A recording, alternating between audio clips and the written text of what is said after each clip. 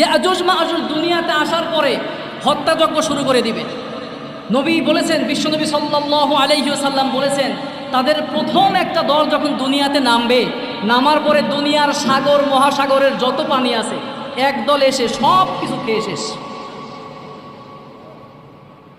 খাওয়ার পরে মনে হবে দুনিয়াতে আর কখনো কোনো অবস্থায় পানি ছিল না। চিন্তা করা যায়? যত মুসলমান আছে বিভিন্ন দুর্গে তাদের গবাদি পশু নিয়ে, বিভিন্ন পরিবার নিয়ে, সামান নিয়ে তারা দুর্গের মধ্যে ঢুকে পড়বে। বাঁচার কোনো উপায় থাকবে না, ইচ্ছামতো হত্যাযজ্ঞ চালাবে। এই ইয়াজুজ মাজুজ এরা আসার পরে গোটা বিশ্বকে অশান্তিতে ভরিয়ে দিবে, সন্ত্রাসবাদ কায়েম করে ফেলবে। এরপরে ফিলিস্তিনের একটা জায়গার মধ্যে গিয়ে তারা উপরের দিকে তীর নিক্ষেপ করবে। তীর নিক্ষেপ করবে আর বলবে, সারা পৃথিবীর যত মানুষ আছে সবাইকে আমরা হত্যা করে শেষ করে ফেলেছি, আকাশের মধ্যেও যদি কেউ থেকে থাকো তাকেও শেষ করে ফেলবে।